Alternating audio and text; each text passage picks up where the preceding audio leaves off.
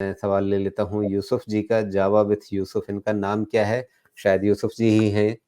तो इन्होंने रेलटेल के बारे में पूछा है, 363 में इन्होंने लिया था, तो होल्ड करें या सेल कर दें? लंबी अवधि का नज़रिया ये बना सकते हैं अगर ठीक लगे उस हिसाब से तो।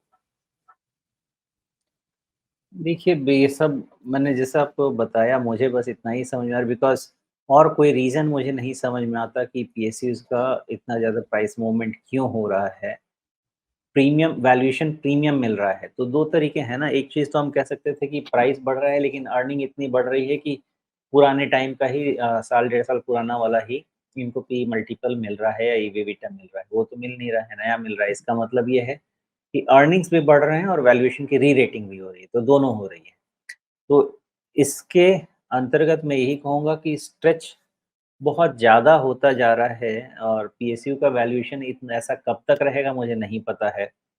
और अगर ये बात है कि गवर्नमेंट जिस तरह से ड्राइव कर रही है पीएसयूज़ को, ये बात है तो गवर्नमेंट मई में वापस आने के बाद हो सकता है कि ये इंटरेस्ट बना रहे। तो उसी बेसिस पे ये सारी बाइंग चल रही है, लेकिन खतरा बहुत ज़्यादा है, यही कहूँगा। ट्रेडिंग बेसिस पे हैं तो कोई दिक्कत नहीं है, लेकिन इन्वेस्टमेंट बेसिस पे हैं तो खतरा बहुत ज़्यादा है, इस चीज़ का ध्यान रखिएगा।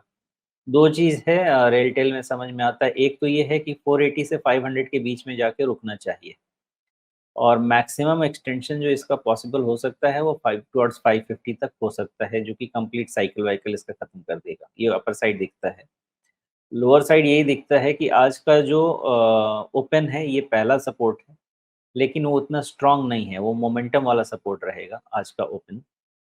और जो इसका स्ट्रक्चर वाला सपोर्ट है, वो सपोर्ट आपको मिलेगा 350 पे ही। तो जब तक ये 350 के नीचे क्लोज़ नहीं होता है किसी भी तरह से, ना स्टॉक का ट्रेंड चेंज होता है, ना किसी भी तरह से इवन ये थोड़ा-सा वीक भी होता है, कुछ नहीं होता है।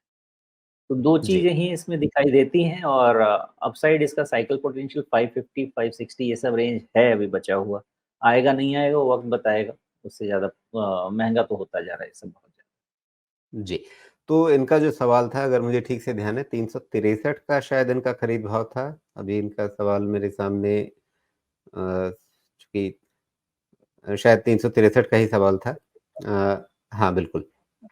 तो वैसे में अगर ये 350-45 के आस-पास अगर अपना रिस्क मैनेज करने का लेवल रख सकें जिसमें थोड़ा घाटा होगा लेकिन स्टॉप लॉस का मतलब ही वही होता है कि घाटा कम किया जाए। तो एक ये लेवल या फिर अगर चाहते हैं कि नहीं बस फ़ायदे में ही निकलना है तो फिर आज का लो पॉइंट यानी लगभग 390 का क्या इन दोनों लेवल्स को रिस्क मैनेज करने के लिहाज से ध्यान में रखते हुए ये इस मोमेंटम को बिल्कुल, राइड करें? कर सकते हैं राजीव जी। एक सारे व्यूअर्स जो हैं एक चीज़ ध्यान रखिएगा, आप 70-80 प्राइस अर्निंग मल्टीपल पे कोई चीज़ खरीदने जा रहे हैं। कितने साल का वैल्यूएशन प्रीमियम आप पे कर रहे हैं, एक बारी अपने आप को ठंडे दिमाग से जाके सोचिएगा। ये जो यूफ़ोरिया जी, चलता है मार्केट में ना, तो ऐसी गलती हम करते हैं और 5 साल बैठ के पछताते हैं। खरीदिए, लेकिन 70-80 प्राइस अर्निंग मल्टीपल वाली चीज़ें खरीदने के पहले ध्यान रखिएगा, आप अपनी मेहनत की कमाई डाल रहे हैं, डालना चाहिए। किसी को 1 साल, 10 साल का वैल्यूएशन देना चाहिए या नहीं देना चाहिए। जी। तो मतलब ये कि आपको कोई भी दिन ऐसा नहीं होना चाहिए जिस दिन आपने ट्रेलिंग स्टॉप लॉस ना डाल रखा हो।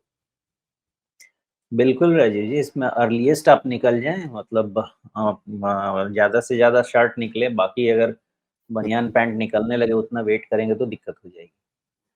जी, तो मोमेंटम है उसका फ़ायदा ज़रूर उठा लीजिए और समय-समय पर इसमें ट्रेलिंग स्टॉप लॉस जो है, उसको आप ऊपर की तरफ बढ़ाते रहिए, जिससे आज की तारीख में 440 है, शोमिश कह रहे हैं कि 500 साढ़े 500 तक भी चला जाएगा, तो फिर आपको कोई नया लेवल मिल जाएगा मतलब कुछ दिनों के बाद कि अब कहाँ पे ट्रेलिंग स्टॉप लॉस रखना है। आज की तारीख में 390 बेहतर लेवल दिख रहा है या आपको थोड़ा मतलब ज़्यादा रिस्क लेकर के पूरी अपसाइड का फ़ायदा जितना मोमेंटम है उसका फ़ायदा लेने का मन है, तो फिर आपको 345-50 के आस-पास नज़र रखना चाहिए, उसके नीचे तो फिर दिक्कत बढ़ेगी।